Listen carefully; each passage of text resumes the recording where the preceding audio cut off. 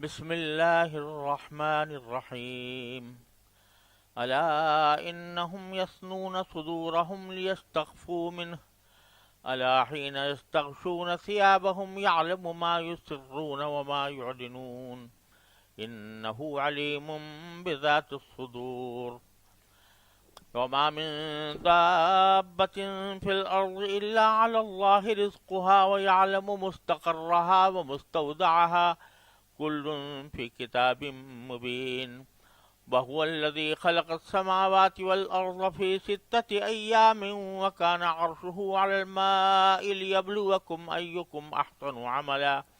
ولئن قلت إنكم مبعوثون من بعد الموت ليقولن الذين كفروا إن هذا إلا سحر مبين. ولئن أخرنا عنه العذاب إلى أمة معدودة ليقولن ما يحبسه ألا يوم يأتيهم ليس مصروفا عنهم حاق بهم ما كانوا به يستهزئون. صدق اللہ مولانا العظیم. یہ سورہ ہود کی آیات ہیں جو میں نے ابھی تلاوت کی. اس سے پہلے کی آیات میں اللہ تبارک و تعالی نے دین کے جو بنیادی اصول ہیں اور جن کی طرف نبی کریم صلی اللہ علیہ وسلم کو دعوت دینے کا حکم دیا گیا اور جس کے لیے قرآن کریم نازل کیا گیا، ان کو اختصار کے ساتھ بیان فرمایا تھا، اور یہ بھی بتا دیا تھا کہ اس کتاب کے اعمال، اس کتاب پر عمل کرنے والوں اور اس کی تصدیق کرنے والوں کا انجام کیا ہوگا، اور جو اس سے اعراض برت رہے ہیں ان کو فرمایا گیا تھا کہ ان کو بڑے سخت عذاب کا سامنا کرنا پڑے گا. اب آگے اللہ تبارک و تعالی نے ان کفار کی، جن کا ذکر تھا کہ وہ اعراض جو کریں گے نبی کریم صلی اللہ علیہ وسلم کی تعلیمات سے یا کتاب اللہ کو ماننے سے اعراض کریں گے، تو ان کے اعراض کی ایک احمقانہ کیفیت آگے قرآن کریم نے بیان بھی فرمائی ہے کہ جو اعراض کرتے ہیں، یعنی قرآن کریم کی بات نہیں مانتے، رسول کریم صلی اللہ علیہ وسلم کی بات نہیں مانتے، ان کی ایک احمقانہ حرکت یہ ہے کہ وہ اپنے آپ کو کسی طرح چھپا کر یہ چاہتے ہیں کہ ہم گناہ کے کام اور نافرمانی کے کام کسی طرح چھپ کر لیں، گویا اللہ تعالی ہمیں دیکھ نہ پائے. تو آپ نے ارشاد فرمایا کہ الا انہم یثنون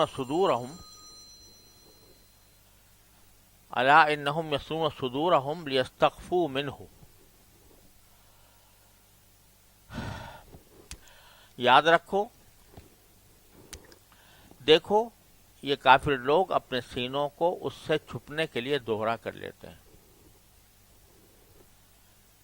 اور الا حین یستغشون ثیابہم یعلم ما یسرون وما یعلنون. یاد رکھو، جب یہ اپنے اوپر کپڑے لپیٹتے ہیں، اللہ ان کی وہ باتیں بھی جانتا ہے جو یہ چھپاتے ہیں، اور وہ بھی جو یہ اعلان کرتے ہیں. یقیناً اللہ سینوں میں چھپی ہوئی باتوں کا بھی پورا علم رکھتا ہے.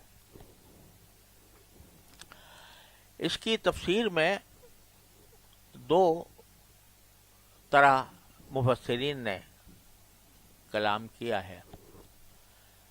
ایک تو یہ کہ جب نبی کریم سرورت عالم صلی اللہ علیہ وسلم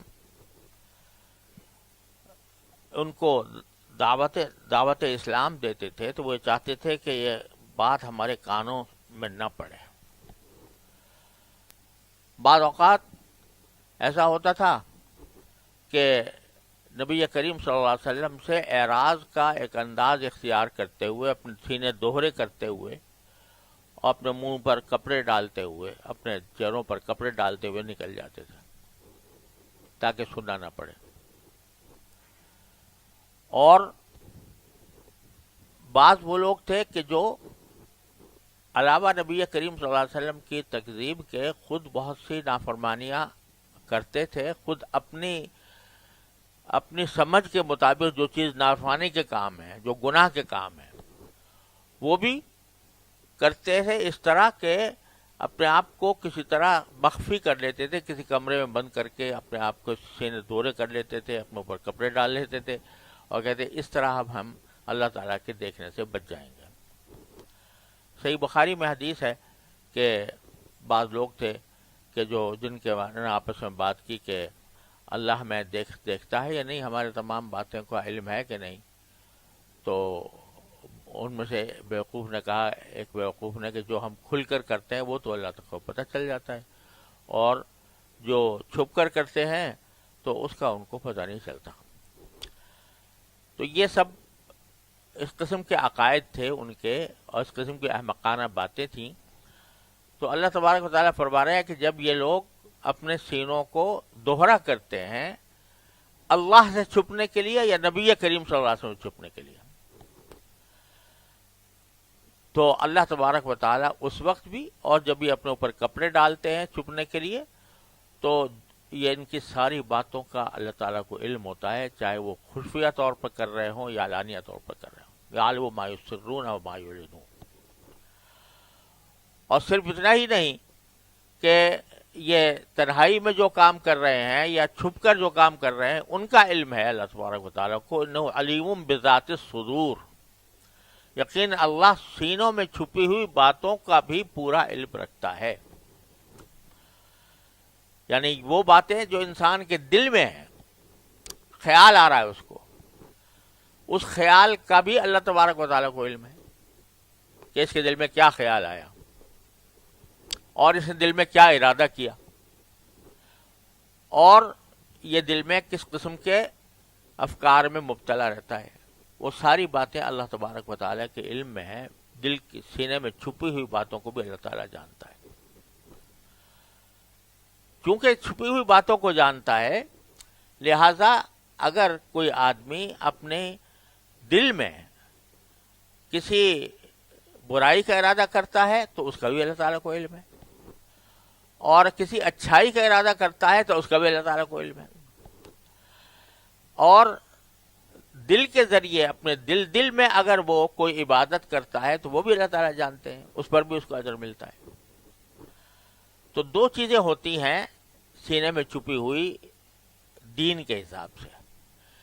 ایک یہ ہوتی ہے کہ کسی آدمی کے دل میں خیال پیدا ہوا کہ میں گناہ کروں، اس کا کوئی اس نے منصوبہ بنایا، میں گناہ کروں. یہ گناہ کرنے کا منصوبہ اگر صرف منصوبے کی حد تک رہے اور اس پر عمل نہ ہو تو اللہ تعالیٰ اس کے اوپر مواخذہ نہیں فرماتے، اس کے اوپر گرفت نہیں ہوتی. ہاں اگر کوئی شخص پر اس اپنے ارادے کو عملی جامہ پہنانے کے لیے کوئی اقدام کر لے تو وہ اس اقدام کے اوپر پھر اس کی گرفت ہوتی ہے. لیکن ذہن میں اگر کچھ وسوسے آ رہے ہیں، خیالات آ رہے ہیں، چاہے اس نے منصوبہ بھی بنا لیا کہ یہ کروں گا اور وہ کروں گا اور اس طرح میں گناہ کا ارتکاب کروں گا، تو محض خیالات آنے سے اس کو کوئی اللہ تعالیٰ پکڑ میں نہیں لیتے اور اس کے اوپر کوئی سزا جاری نہیں فرماتے. لیکن دوسری طرف اگر انسان دل میں ارادہ کرتا ہے کسی نیکی کا، اور یا دل میں وہ کوئی ایسی عبادت کرتا ہے کہ جو زبان سے کی جاتی ہے لیکن وہ زبان کے بجائے اپنے دل سے کر رہا ہے.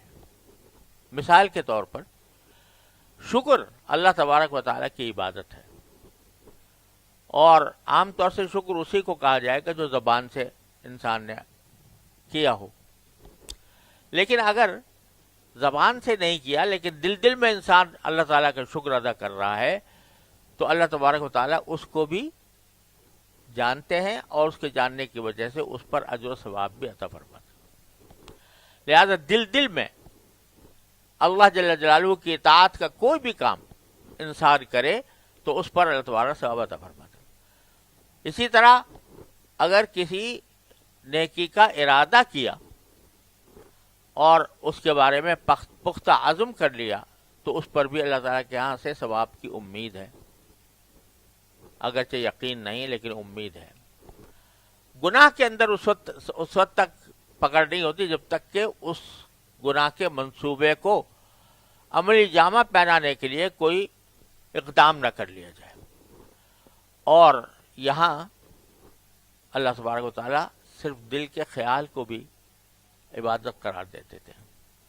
مثال کے طور پر جب امام نماز پڑھا رہا ہوتا ہے تو ہمارے حنفی مسلک کے مطابق مقتدی خاموش کھڑا رہتا ہے، زبان سے کچھ نہیں بولتا، لیکن اس کے لیے مستحب ہے کہ وہ سورہ فاتحہ کی دل میں تلاوت کرے۔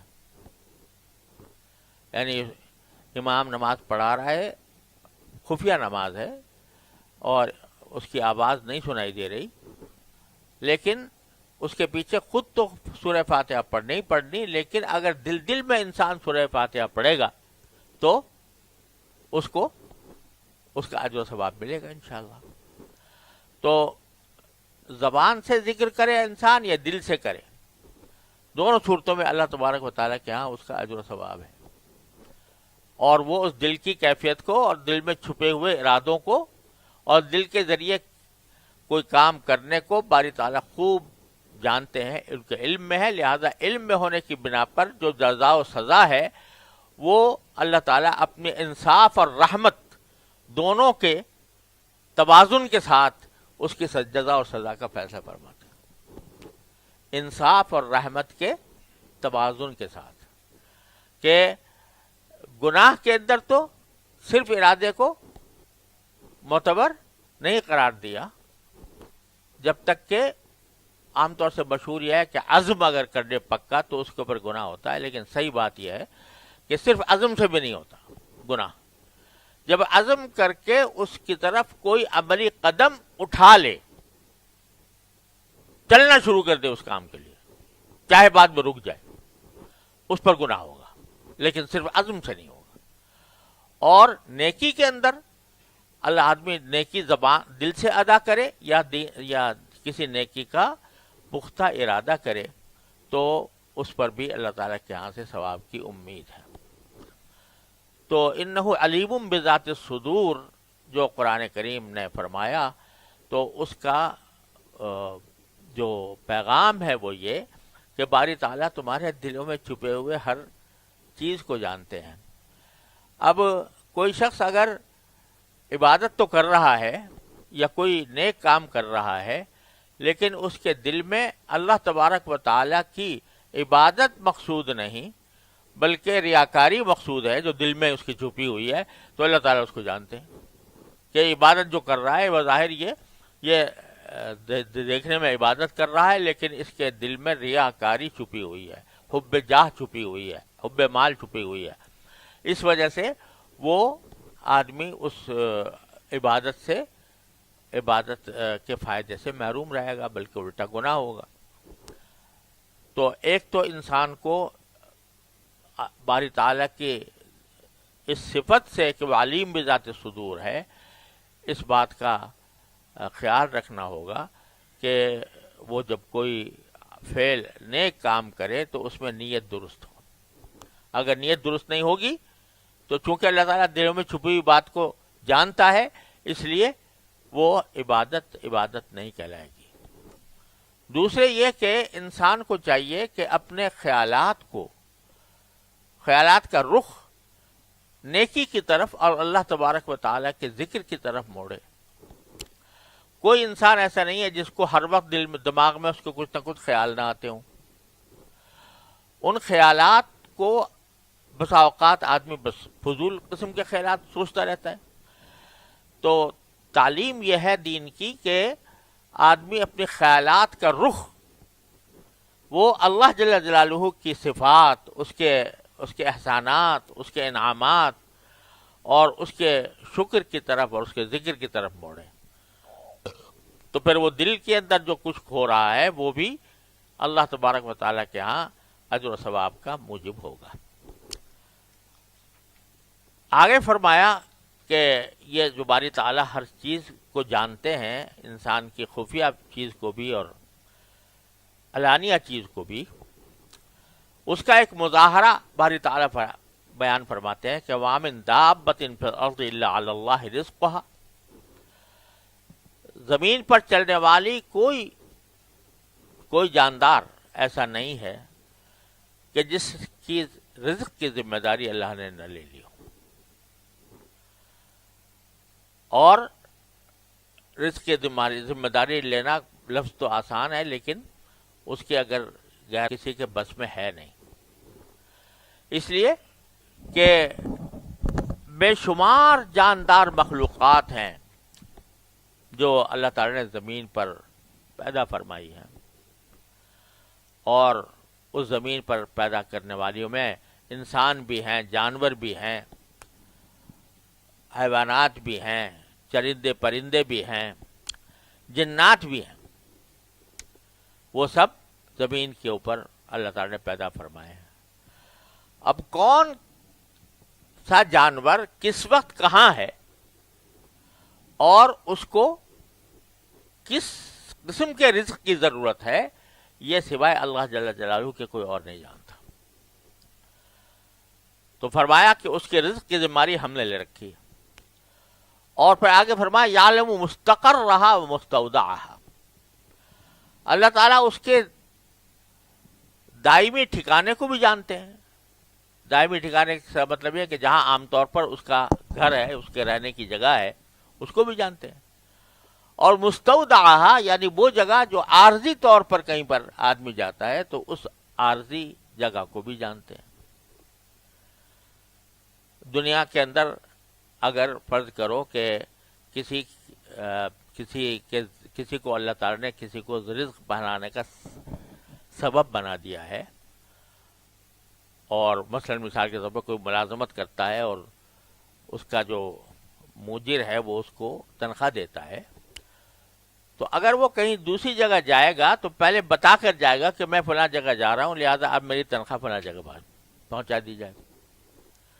اللہ تعالیٰ نے جو ذمہ داری لی ہے اس میں مخلوق کو کچھ یہ بتانے کی بھی ضرورت نہیں کہ میں تھوڑی دیر کے لیے فلاں جگہ جا رہا ہوں. تو اس کا جو اصل ٹھکانہ ہے اس کو بھی جانتا ہے، اور جو عارضی طور پر کوئی ٹھکانہ ہوتا ہے اس کو بھی جانتا ہے. لہذا خود بخود ایک چرندہ اڑتا ہوا یہاں سے ادھر چلا گیا، ادھر سے ادھر آ گیا، جو رزق اس کو اللہ تبارک و تعالیٰ اسی کے مطابق پہنچائے گا. اب روزانہ ہم منظر دیکھتے ہیں کہ پرندے ہیں، وہ کسی جگہ ان کا مستقر ہوتا ہے اور وہ دن میں نکلتے ہیں، سارا دن اڑتے پھرتے رہتے ہیں، اور جہاں بھی جاتے ہیں ان کو اپنی غذا ملتی رہتی ہے. رات کو پھر اپنے ٹھکانوں میں آ کر سو جاتے ہیں. حدیث میں اس کو فرمایا کہ تغدو خماسن و تروح بطانا، کہ صبح کے وقت میں پرندے جو ہیں وہ خالی پیٹ نکلتے ہیں اور شام کو آتے ہیں تو ان کا پیٹ بھرا ہوتا ہے. تو اللہ تبارک و تعالیٰ نے ہر ایک کے رزق کی اس طرح ذمہ داری لے لی ہے. اب رزق جو ہے وہ کتنا ہوگا یہ ہر ایک، یہ اللہ تعالیٰ کی اپنی ثوابدید پر منحصر ہے کہ کس کو کتنا رزق دیا جائے گا.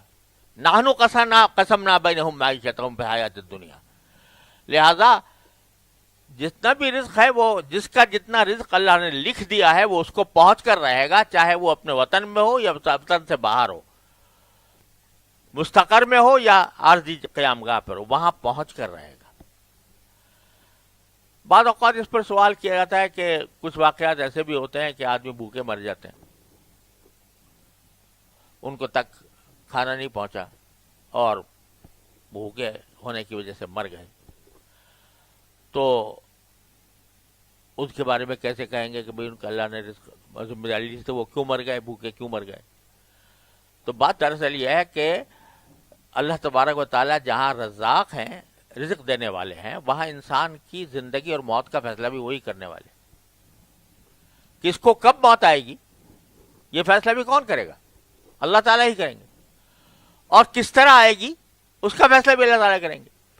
تو اگر کوئی بھوکا مرا تو وہ اللہ تعالیٰ کے اس تقدیر کے فیصلے کی بنا پر مرا کہ اس کا وقت یہ ہے مرنے کا، اور مرنے کی وجہ یہ ہوگی.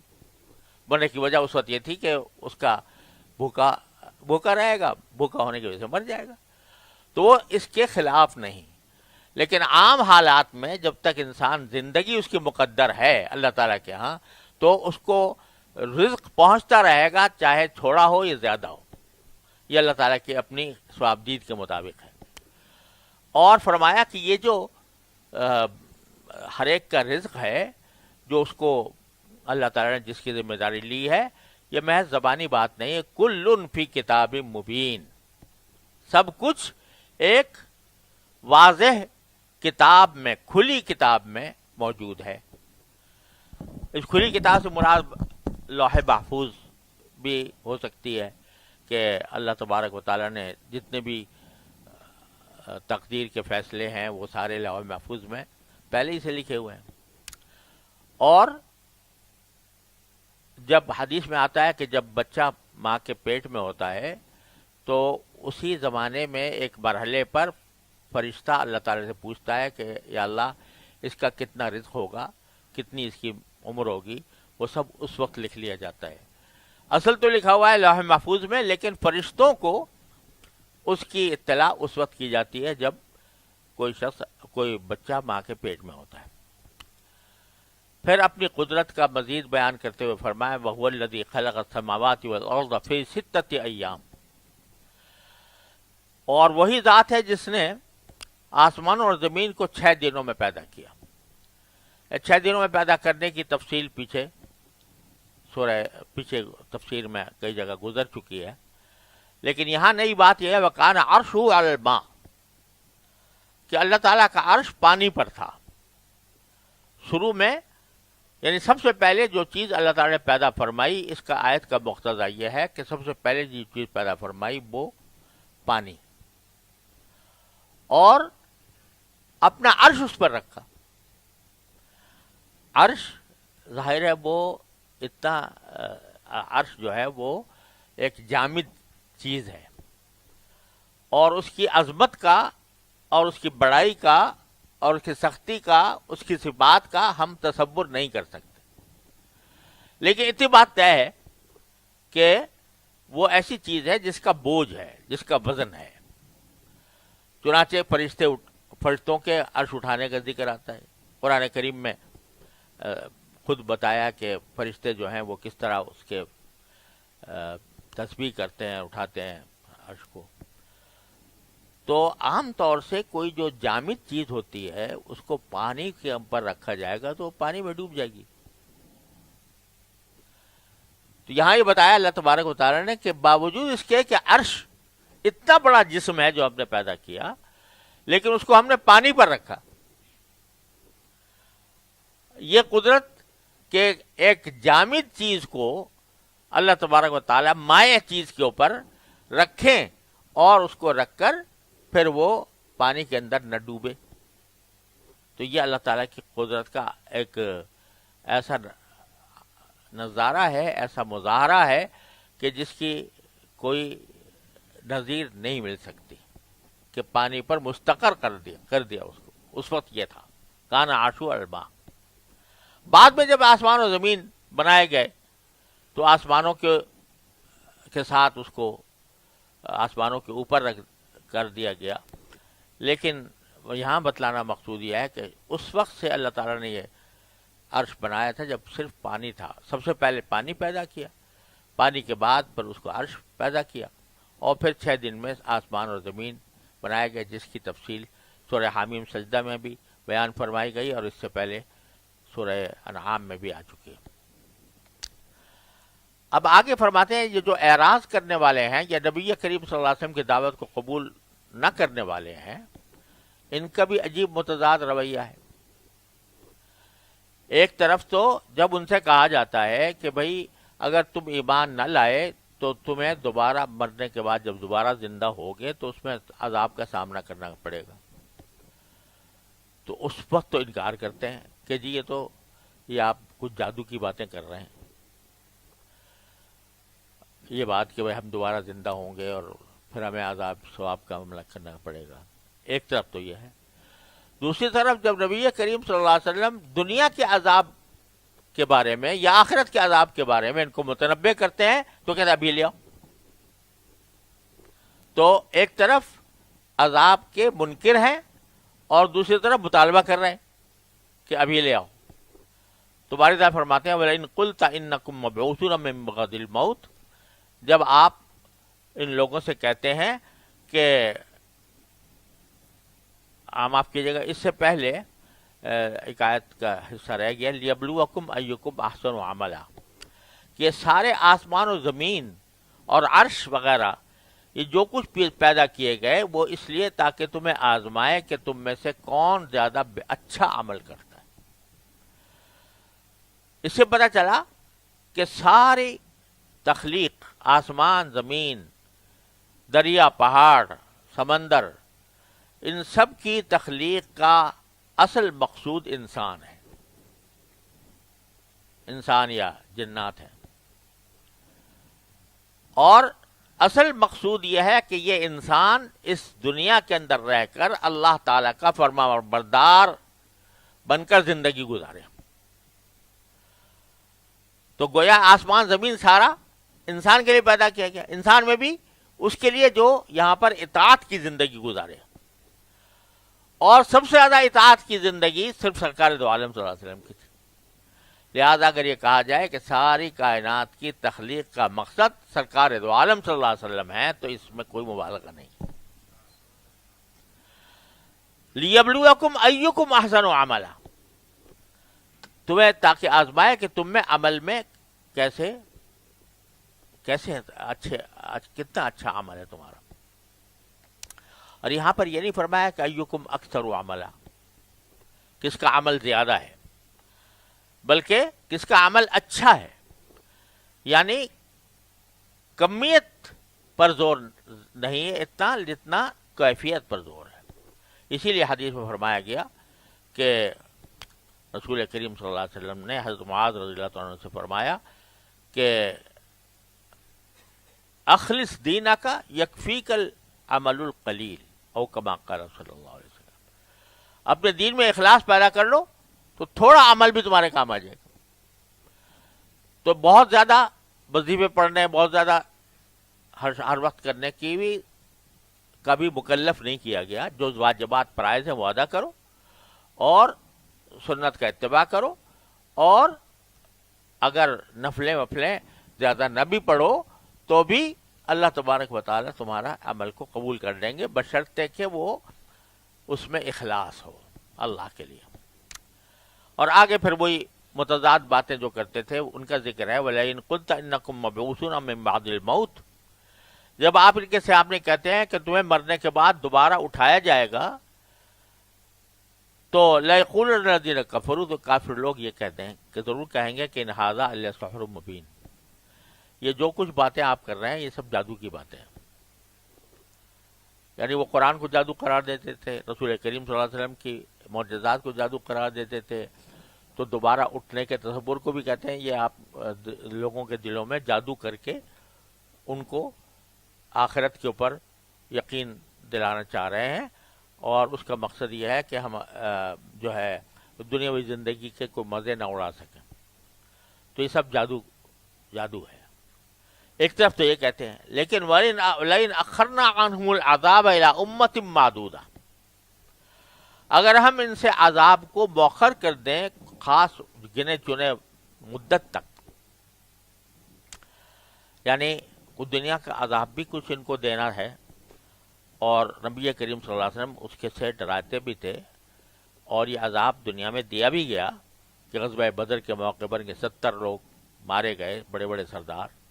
آگے بھی کئی شکستوں کا سامنا پیش آیا. جب اس عذاب کی کا سے ڈرایا جاتا تھا کہ دنیا میں بھی تمہاری پکڑ ہو سکتی ہے. عذاب عام تو نبی کریم صلی اللہ علیہ وسلم کی کہ طفیل نہیں آئے گا، لیکن جزوی عذاب آ سکتا ہے تم پر. تو اگر ہم اس کو تھوڑا مؤخر کرتے ہیں تو کہتے ہیں لَيَقُولُنَّ مَا يَحْبِسُ، تو یہ کہتے ہیں کہ کس چیز نے روک رکھا ہے اس عذاب کو، یعنی اگر ہمیں عذاب کی دھمکی دے رہے ہو تو ابھی لے آؤ. الا یوم یاتیہم لیس مصروفا عنہم، یاد رکھو کہ جس دن وہ عذاب آ گیا تو وہ ان سے ٹلائے نہیں ٹلے گا.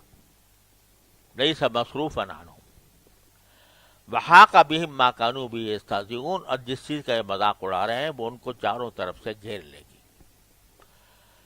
تو ان کی متضاد باتوں سے یہ لوگ اپنے کفر کی دلیلیں پیش کرتے ہیں، لیکن آخر کار ہونا وہی ہے جو اللہ تبارک و تعالیٰ کی مشیت ہے کہ آخر میں ان کو عذاب آئے گا اور وہ چاروں طرف سے ان کو گھیر لے گا، اگرچہ اس کا کتنا ہی مذاق اڑاتے رہیں.